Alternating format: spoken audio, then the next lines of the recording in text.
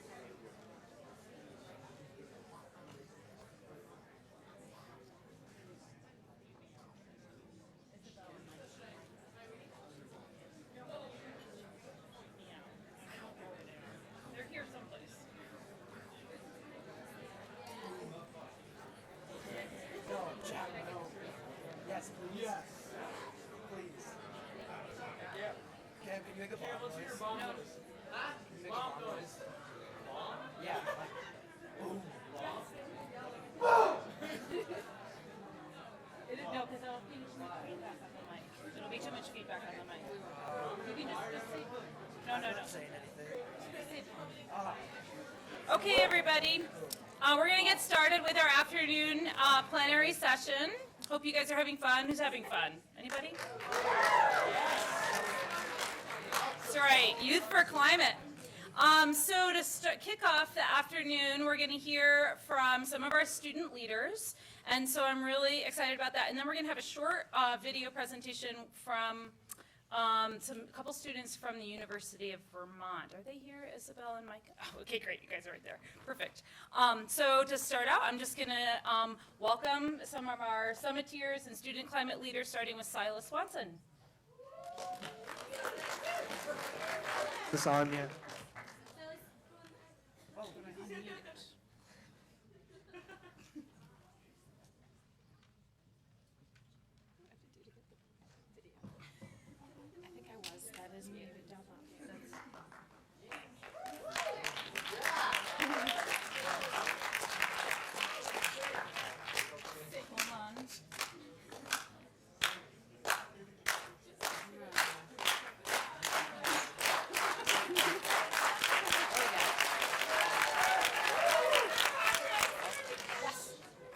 Okay, hi guys, my name is Silas Swanson. I am one of the 6 students who went down to Miami in September to represent the Adirondack Youth Climate Summit at a Climate Reality Project training.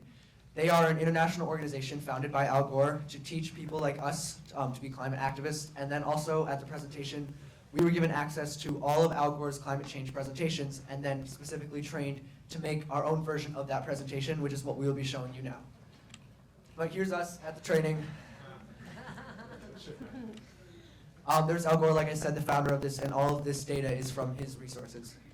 And we were actually lucky enough to get a signature from Al Gore for the Adirondack Youth Climate Summit on Jack's Save the Whale poster. Yeah. And so here's our presentation. This is our Earth, it is our home, it is our only home, it's where we've been for thousands of years. Here's our Earth from the moon. As you can see, even from the moon, it starts to look very small. And in comparison, here's our very, very thin atmosphere with the sun rising in the background. If you were to compare it to the size of our Earth, our atmosphere is like a layer of polish or lacquer on like a model globe.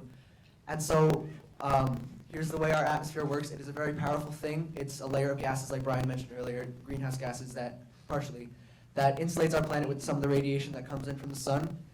And this is what we've been doing to our atmosphere for the last 200 years. We've been taking fossil fuels out of the ground, burning them, and spewing their greenhouse gas waste into our atmosphere, thickening the atmosphere and increasing the greenhouse effect. So in comparison, planet Venus, has 96% CO2 composition in their atmosphere. The Earth is 0.04%. Venus's average daily temperature is 864 degrees. Interestingly enough, if we were to take all of our fossil fuel out of our ground, burn it, and put that waste into the air, it would make us equal to Venus, and that's exactly what we've been doing for the last 200 years. And so here are the many different ways that we're doing it. It's not just cars, it's not just manufacturing, it's so many different industries that are all contributing to this. But just an interesting question is that if this manufacturing company has to pay to put their waste in the landfill, why doesn't all of this industry have to pay to put their carbon waste into the air? And so here how you see how carbon emissions have spiked in the last years as we become more and more addicted to oil. As you can see, it's accelerating. It's not a linear relationship. It's going up more and more each year, and it's increasing by millions of metric tons. As CO2 increases, so does the temperature. This is a known correlation. And here's 2,000 years of CO2 in global data. It's spiked. And so has the general trend of our temperature corresponding exactly with the Industrial Revolution when we started depending so much on oil. The energy trapped by man-made pollution is equal to 400,000 atomic bombs exploding in our atmosphere every day. Yes, 400,000 times a day just from the energy from our emissions, all right from us. Here's just a baseline from for the next 60 years of 1951 to 1980 are summer temperatures. It's a normal distribution, as you can see, and over time we've had more and more days above that original average in that bell curve, keeping with the same baseline. We've had more and more days above that original average, less and less of that original average, and as time goes on, through each decade, it's gotten more and more and more, and shifting farther and farther and farther away from that original average. And this is just in the last 60 years, not to mention the last 200. So here's global temperatures by decade, and as you can see, we've really spiked above that original average with now days that are a new category of extremely hot days, so far above that original average. And 2015 is currently on track to be the hottest year on record. And as I think you guys will notice through our presentation, almost all of our data is within the last 3 years, and so this is really current and right now. Okay, so now it's important for me to talk about the difference between weather and climate.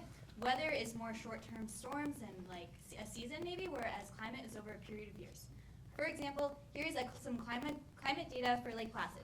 We're talking about a 4.5 degree difference, whereas globally we're worried about a 2 degree difference. So we're already way ahead of what we should be here in our local area. But we're not the only ones who are feeling this effect. In India, in May, over 2,000 people died because of a heat wave. In June, over 1,000 people died in Pakistan. And in Iran, the heat index reached over 165 degrees. Where does this warm air go? Most of it goes into our oceans. Over the years, the ocean temperature has varied, but recently it has dramatically increased. This increase in ocean temperature leads to more moisture in the air because the warmer air can hold more water. This adds fuel and intensity to normal storms. One of these normal storms that was affected was Tropical Storm Irene in 2011. Irene devastated my community, flooding homes, businesses, and turning our main street into a raging river. It was supposed to be a once-in-1,000-year storm. A year after Irene, the ocean temperatures have continued to rise, especially in our area. This affected the path of Hurricane Sandy and its magnitude. It was one of the biggest storms to ever hit the eastern seaboard. Not only did it affect our local areas, but it affected the world when it flooded the streets of Manhattan. It was supposed to be a once-in-1,000-year storm. In Al Gore's 2006 documentary, The Inconvenient Truth, he predicted the magnitude of these kinds of storms. And he predicted the magnitude of these kinds of storms to actually flood the streets of New York and the Ground Zero Memorial. Nobody believed him. This is what would happen to Manhattan.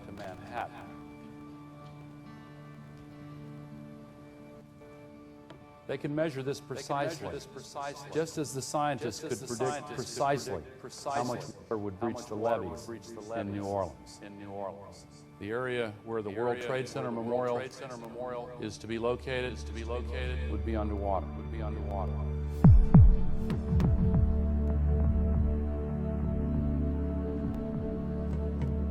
This is going to be a big and powerful storm. Millions of people are going to be affected all across the eastern seaboard. I think everybody is taking the appropriate preparations. Our thoughts and prayers go out to all people who are potentially affected.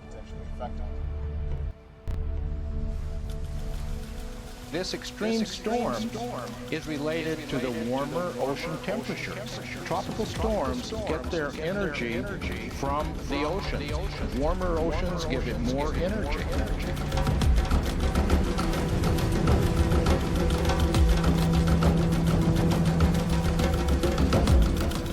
An explosion at a consolidated Edison power plant. More than 1 million people in 11 states are already without power. Breaking news now from the borough of Queens, New York, where a fire there has destroyed at least 50 homes. The Battery Tunnel in lower Manhattan, this gets you out of the city. The tunnel is totally flooded. And now this water is rushing over the edge of lower Manhattan. This was a devastating storm, maybe the worst that we have ever experienced. Many people have lost their homes. People have lost their lives. The Hudson River, downtown Manhattan, was literally pouring into the ground zero site. All the infrastructure we have in this city is below ground. We don't have any built-in pumping capacity in the tunnel system. The electrical equipment in many cases is in the tunnel system, and now you have a serious problem. But I would expect a situation like this to recur, and I think we need a systemic solution long-term. As New Yorkers, we've gone through dark times before, and we know struggles, and we know crisis, and we come back even stronger. We work together, we work as a team, and the challenge here for us is not just to build back, but to build back better than before.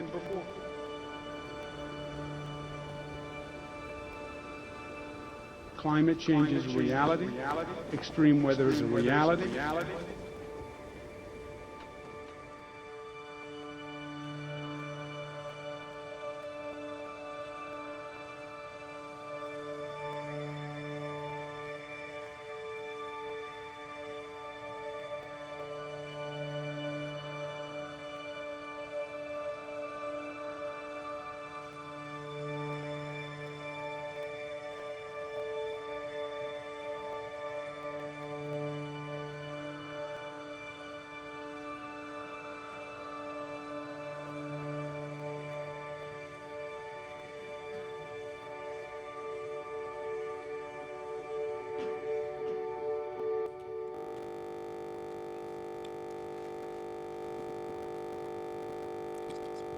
Sorry.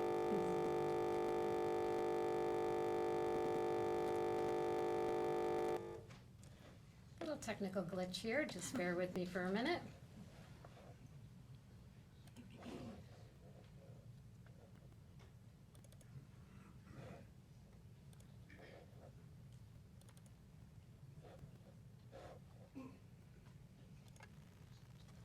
Okay, so I've been talking about East Coast storms because that's the one because those are the ones that we feel the effects of. But this is not just these extreme weather situations are not just affecting us. Across the world in the Philippines, a year after Hurricane Sandy, Super Typhoon Haiyan hit. Haiyan devastated Tacloban City, causing over $2.86 billion in damage and costing over 6,000 lives. The people who felt the worst of Haiyan's effects were the poorer communities. These communities, still unable to recover from a hurricane 2 years later, attracted the attention of the Pope. During this Pope's visit, another typhoon hit, devastating the same people. 5 months later, the Pope wrote in a letter that the poorest people are the ones who are most affected, and they are the ones who cannot afford to pay.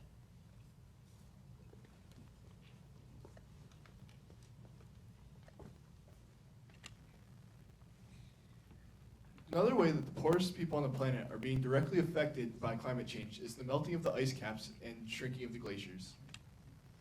So here we have Arctic sea ice in September of 1984, and that's what it's supposed to look like. And it has been like completely just melted in this entire area, and that's ice that Inuit people use for transportation and hunting and sometimes live on it. It's pretty important. This is also happening in the Antarctic twice as fast as they predicted. Here's an image of that. So this is a chunk of Antarctic ice that took 100 years to melt, but then here's one that only took 10. And the rate of melting is increasing, and this area of ice is roughly 3 times the size of Manhattan.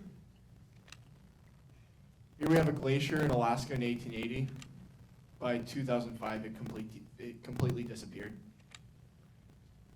Also happening in Glacier National Park in Montana, they might have to think about changing their name. As a result of all this, along with thermal expansion, which is where the ocean increases in size because it gets warmer, the sea levels are rising, causing coastal and island nations to move. And here we have one that actually purchased land in another country to house its people. This is the hydraulic cycle. It's just the basic water cycle that we've known since elementary school, and we're putting this on steroids. Warmer air holds more water. This is a prime example of it. So this is a gigantic thunderstorm. That's a lot of water, but notice how it's not raining here or over here, just in this very small concentrated area. It's kind of like putting a pressure washer in the sky, where just lots of water dumps down in very small areas. And downpours like this are increasing, especially in our area. Here's an example of this. So this is a small town just over the border in Quebec, and these are streets of like a suburban neighborhood that turned into canals because of severe flooding from the storm. 3,000 people were forced to evacuate. Oh my God! Oh my God!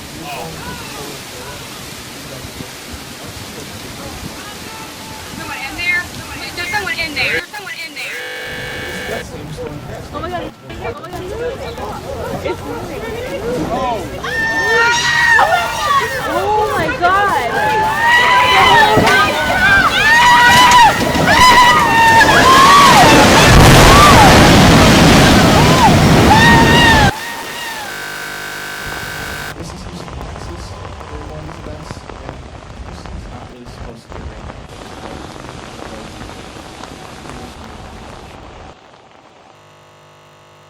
This precipitation also comes in the form of snowfall. So this is Buffalo, New York.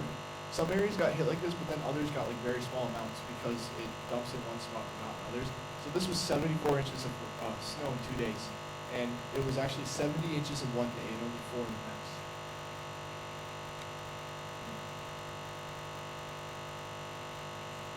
So, water isn't only evaporating from the ocean, it's also evaporating from the earth. And this causes extreme drought in many places. An example of this is in Brazil in 2014, causing reservoirs to dry up and people to have to ration their water. In Syria, there was a giant drought in 2006 to 2011, and 80% of their fertile land was destroyed and 60% of their cattle died. 97% of California is in drought and 46% is in exceptional drought. This is a lake in California in 2011, and this is the lake now. This is another lake in California in 2011, and the lake now. So, as of May 29, 2015, California's snowpack is at 0% of the So in May, in this area in California, snowpack averages around 40 inches, but in 2014 it was like 0 inches. Another thing that's directly affected by this is the ski industry. And California has a big ski industry, and since they're in such an exceptional drought, their economy is directly affected because their ski season is really short. Our area is affected too. So we have a lot of days of snowpack, obviously, right now. But in the next 30 years, if conservative estimates are correct, we're projected to have less than 100 days of snowpack per year. Half of the 103 ski areas are to close in the next 30 years. And as few as 6 of the 19 sites will not be able to hold the Olympic Games. So climate change is not just a ski industry problem, it's also the everyday industry. Here's a diagram showing the growth of the deer tick population in the north, and deer ticks are used to be never the problem for the nowadays. So Deer ticks affect the start of Lyme disease, which can affect the populations of moose and deer. And actually, over the summer, I was bit by a tick for the first time. I was afraid of Lyme disease and something I never had to think about. Raising temperatures are also causing insects to attach earlier, prematurely before the flowers and feed on the bud. And this causes a chain reaction and tears the whole economy for the county, local ecosystem, and messes everything up. The cost of carbon can include drought, wildfires, and famine, and rainfall. So here's a list of all the national academies that agree low warming is an issue and that it's household humans. The list of those that disagree with this is completely different. So now we're at a crossroads, and we have the solutions at hand. The problem is we're still putting too much money into fossil fuels and not enough into renewables, and we hope as a goal to flip the scale and put more money into renewables. Okay, so for decades, the coal and other non-renewable industries have released an exponential amount of carbon dioxide into the atmosphere. However, it's not easy to change. Already today, companies and countries around the world are starting to take this challenge into consideration as the age of renewables is speeding up. Already today, for example, we've seen throughout the world. For example, the Vatican is planning to be 100% renewable energy dependent by the end of this decade. Also, Costa Rica is producing most of its energy today through renewable resources.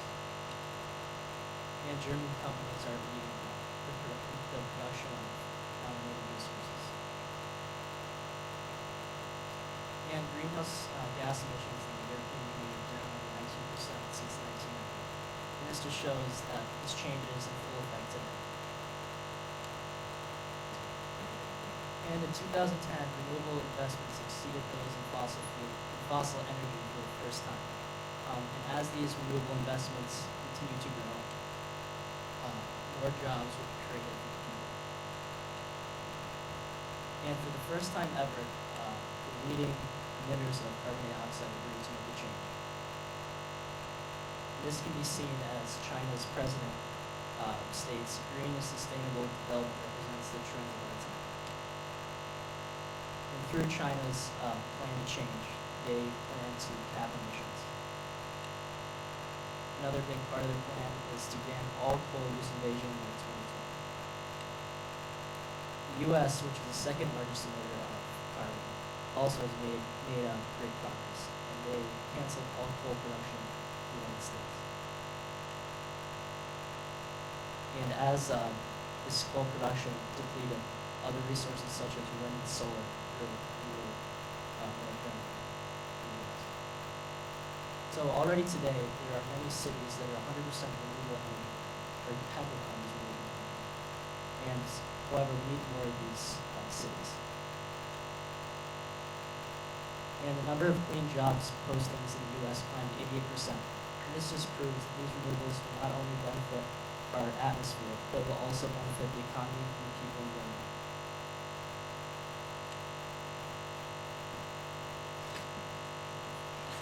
Okay, so the global warming estimates are increasing, and this is linked to the cost decreasing.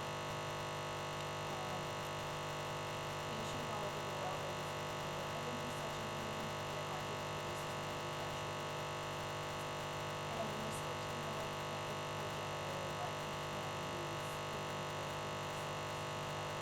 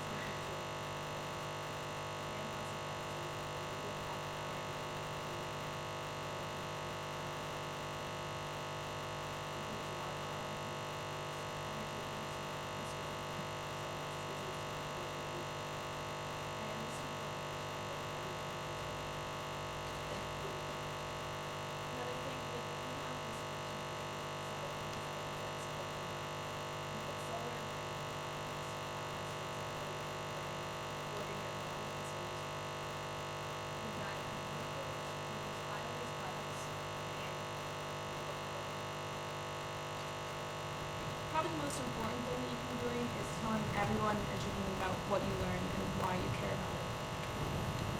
On a big scale, you can participate in something like this. This is People's Climate March last year, where over 400,000 people came together in New York City who are passionate about finding a solution to climate change. On a more local level, which is a lot more realistic for some people, is doing things around your community. So here, this is at Paulson today, in the corner, people from the summit went and talked to DEC about why it's important what we're doing here. And last spring, the Lake Placid environmental team hosted the Big Theme Shindig. It was a concert to spread awareness about climate change. It's very important to support the science and the best ideas. Climate change is more than just temperature, and we have the resources to make a change. If you'd like to see a version of this presentation at your school, afterwards, you can go outside and sign up with Silas at the charging station. Thank you.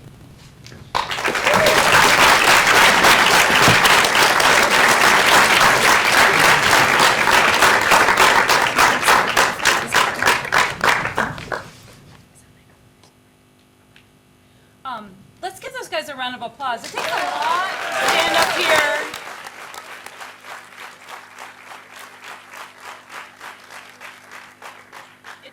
It takes so much to stand up here and stand in front of your peers and speak. And I've been doing this for a long time, and I get nervous, and I know that they've been working hard. So they're happy to come out to your school, and they have lots of great media to share, like a lot more really cool media and videos.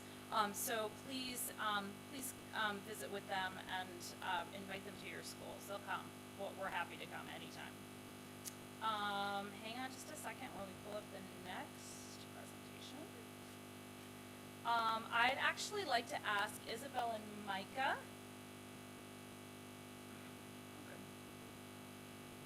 to come on up from, let's give a hand to Isabel and Micah from the University of Vermont.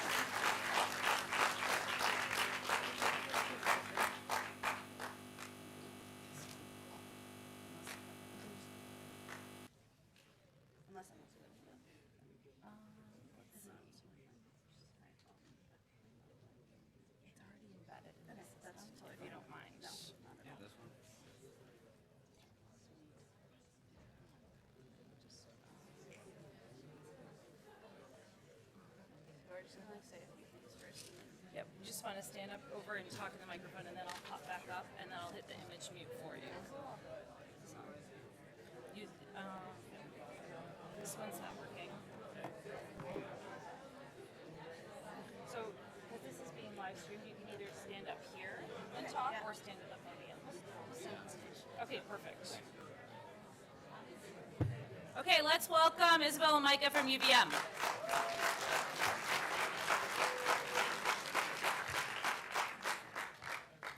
Hey everyone, my name is Micah Berman. And I'm Isabel Amat, and we're going to talk to you guys about a project we've been working on. So we're both extremely passionate about skiing and about filmmaking. So for the past year, we've been working on an environmental ski film that shows how climate change is affecting the sport. We both grew up skiing in the Northeast, in the racing community, and since we've been at college, we've gotten really into the backcountry realm.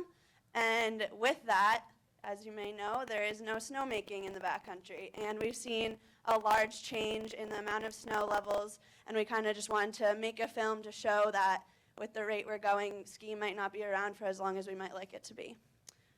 So with that, climate change is a very large topic, one that is extremely hard for a lot of people to wrap their minds around, and it's also often portrayed as something that's very far across the world, not something that's happening here and now, but in reality, this is a global issue, as we've talked about a lot today.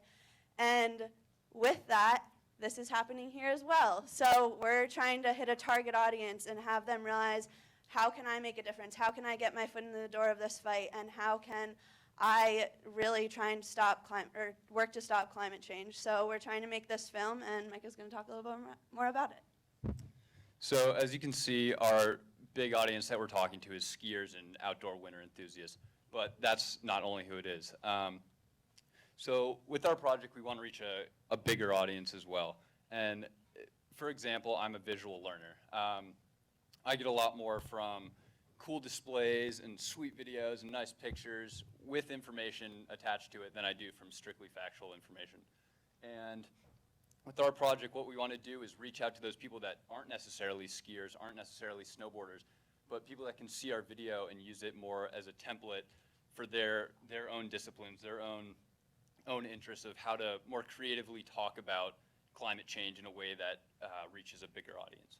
So last year, we made a Kickstarter page to raise funds in order to fund our filming, but also using it as a social media platform to get a bigger audience involved before we were actually working on the project. So what we'll show here is the video.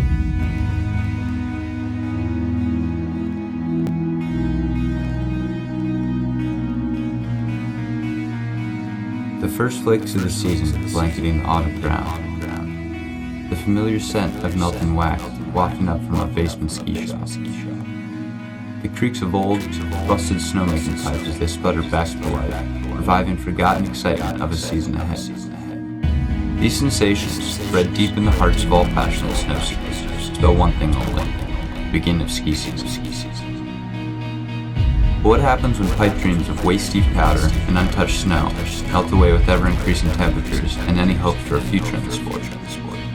Currently, the Earth is experiencing a warming trend unlike any other observed in the past. This is largely due to the result of human impacts on the environment. Since 1950, over 600 U.S. ski areas have closed down, many due to low snow years. In the last 50 years, the average season length at ski resorts has decreased by a full week. About 95% of ski areas worldwide use snowmaking to supplement natural snow. The signs are apparent, but major steps towards improving the sustainability of the sport has yet to be taken. This stems largely from a widespread lack of knowledge and awareness on the issue. With our movie, Last Tracks, we want to bring light to one of the most pressing issues of our generation, climate change. Through a creative interpretation on the true meaning of skiing, we aim to produce a film that not only educates people on the threats of a warming climate, but also inspires hope and provides guidance for how we can move forward to help preserve the sport that means so much to each and every one of us.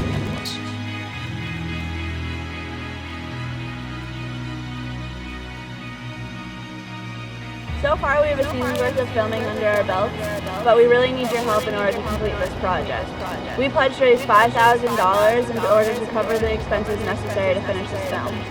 We really appreciate all your contributions and assistance. Give us a share on Facebook, Twitter, tell your friends and family about it, and just kind of help us spread the word about what we're doing. It's going to turn out to be a really cool project, but we need your help to finish it. Thank you, and we'll see you on the slopes.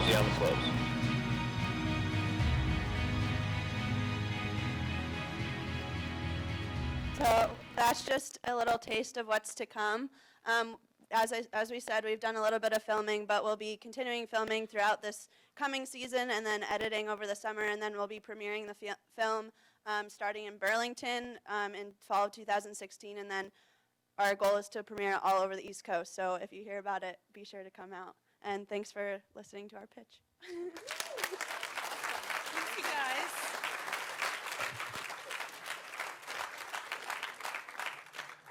So I'm sure there's some skiers in the house, right? Yeah, I know there are.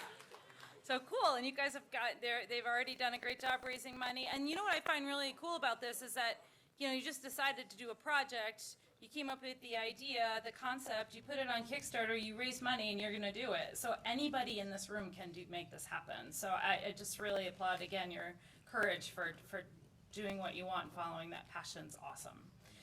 So now we're going to head into the next round of workshops. A couple things. One is that for the final plenary that's starting at 4:45, we are not starting in here. Instead, you are going to go out the main doors of the museum. You're going to go outside. So don't come in here for the last plenary at 4:45. Just grab a jacket and go outside. The main doors where you came in this morning. This afternoon's workshops include workshop 1, which is at the Wild Supply Company, from acorn pancakes to biomass boilers, finding what connects people to the movement with the amazing folks at the North Country School. Draft Power, a hands-on approach to harnessing plants and animals. This is an outdoor workshop. Please bring a jacket, but there is a horse. It's raining, but there's a horse. Anyway, Be the Change, using music to energize the sustainability movement with my friend Tim Blest in the Planet Adirondack, which is going to be awesome. The World Climate Interactive, this is a double session open only to college students. That is in the Find Out for us. And lastly, in this room is the Global Response to Climate Change with ADK Futures. This is going to be a really cool, super interesting, like big idea workshop. So again, please divide and conquer, just 1 or 2 people from each team to each workshop so we have enough space for everybody. Have a great time. See you later. Please go right to your workshops. Please go right to your workshops.